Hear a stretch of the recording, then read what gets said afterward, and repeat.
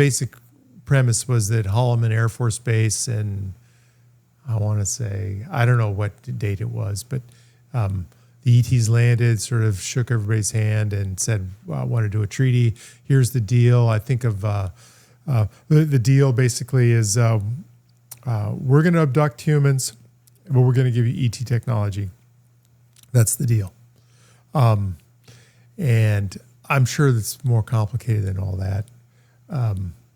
But I'm reminded of Dan Sherman and the book he wrote, a thin little book about his firsthand experience at the National Security Administration, sort of doing mental and psychic communication between ETs and the NSA.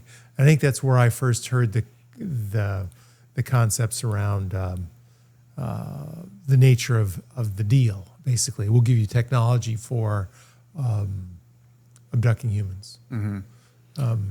So I guess one thing, we've gone through, it's been like a pretty long timeline.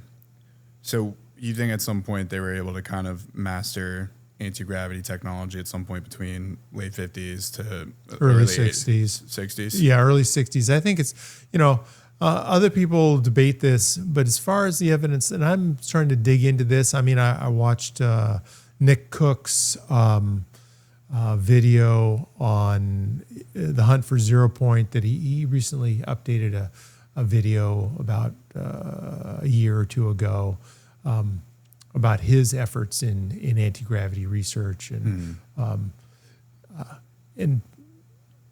his conclusion, I think, is late 50s. Late 50s, I think, is when the breakthrough happened.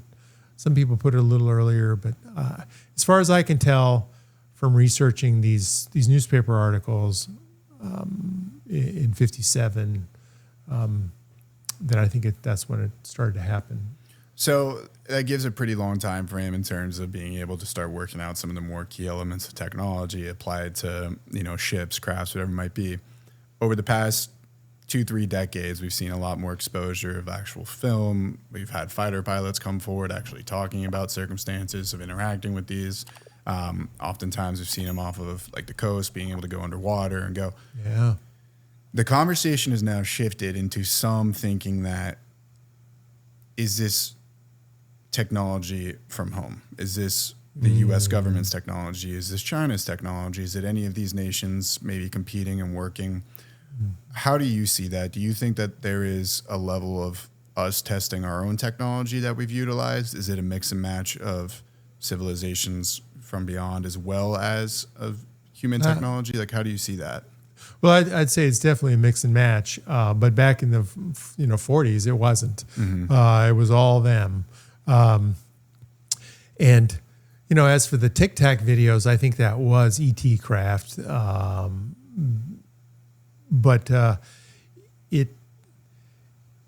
it's definitely the flying triangles seem to be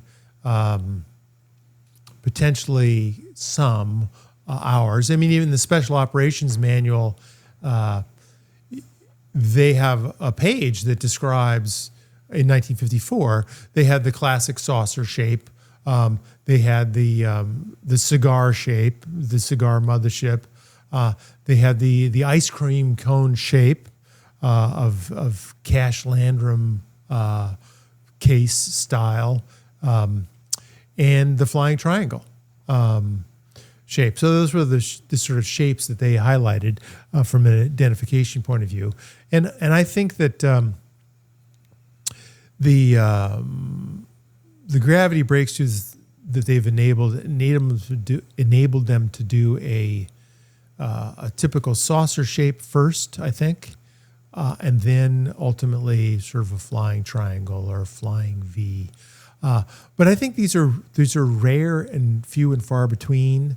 Is that most of the sightings are genuine ET stuff, because the last thing the military wants is, whoever the pilot was said, you let an entire city see our advanced technology, you're getting demoted. Yeah. No way.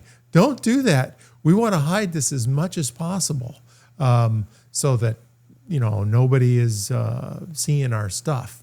And I think it's still just the U.S. that has I was the about to stuff. ask that. You Yeah, think it's just the and I US? think that China is still trying to catch up. I am somewhat fascinated that one of the people that did a lot of the theoretical work on gravity control was this woman by the name of Ning Li in Huntsville, Alabama, at the Redstone Arsenal. Have you heard of her name before? I have not. Yeah. So she wrote several peer-reviewed, highly theoretical papers on gravity control and how it works from a theory point of view. And the peer-reviewed people said, yeah, this is reasonable and so forth. And then she got a variety of government contracts, and she formed a company called AC Gravity, I think.